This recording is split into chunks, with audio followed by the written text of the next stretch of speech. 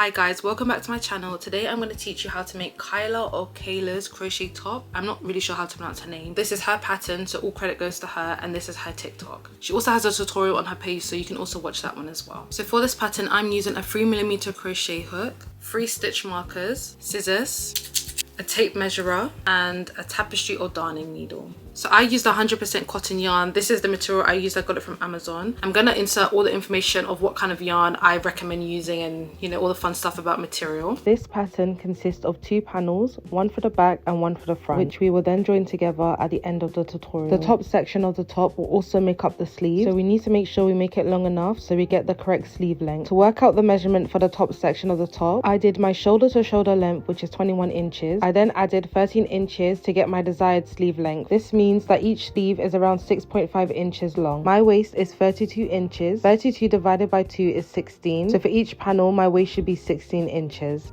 The width of the top section of the top is also important. The longer the width, the more material you'll get in your armpit and arm area. For example, you can see the difference between how the red and pink top fit. The pink top has less material in the arm and armpit section, which gives it a more fitted look, which the red top is a bit more baggier and gives a more oversized look. If you have any questions about fitting, you can message me on Instagram or you can leave a comment. So now let's get started. I started off chaining 135 plus 3.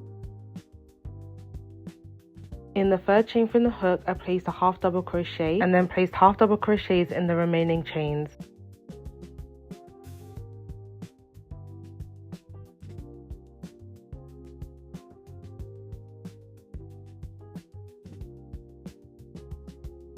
When you get to the last chain, you place 1 half double crochet into that chain, you chain 2 and then you turn your work.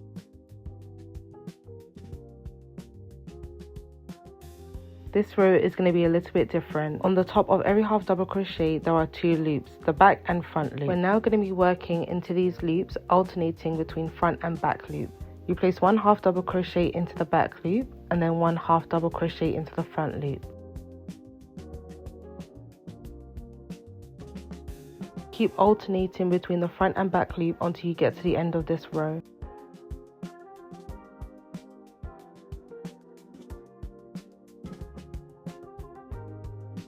When you get to the end of each row, you chain 2 and then you turn your work. You always start your row the opposite of how you ended your previous row. For example, if I ended my previous row going through the front loop, my next row should start going through the back loop. After completing 18 rows, instead of chaining 2, I chain 1, cut my yarn and pull through.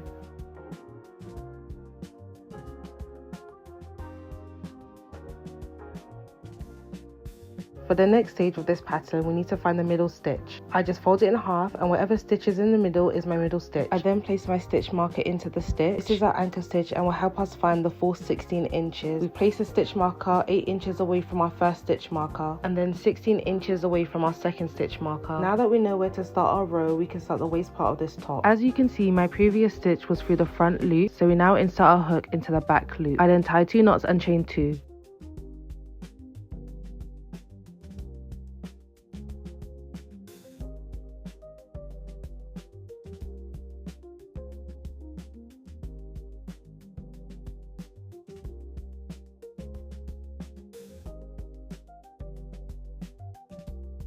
The pattern is still the same, so as I went into the back loop, now I go into a front loop. You continue with this pattern, alternating between the front and back loops until you get to the end of each row. When you get to the end of each row, you chain 2 and turn your work. And just like before, whatever you end your previous row on, your next row should start in the opposite loop. For example, you end a row on the back loop, your next row should start in the front loop. In total, I did about 23 rows.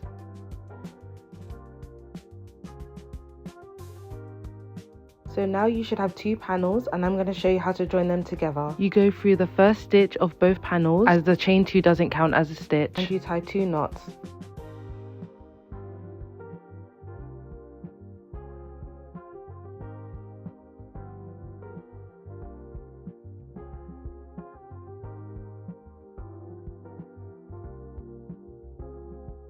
And then you do a slip stitch into the chain 2. You begin placing slip stitches into each stitch you can get your hook through.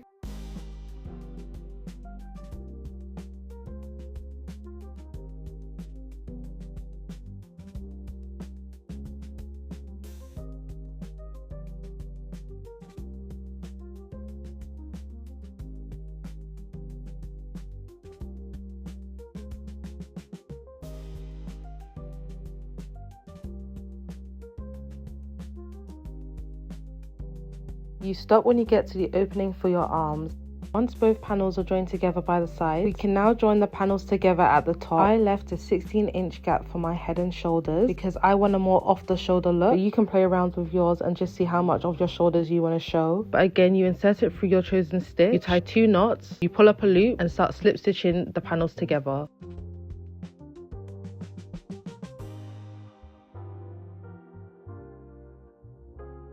Now for all my ends, first I connect my tapestry needle and my ends, and then I find the top groove of my stitches like so, and then I simply just weave them in. I try to go through a couple of stitches just to make sure that it's secure, maybe 6 or 7. Make sure you're weaving in the ends on the inside of the top. When I'm done, I just cut the remaining ends.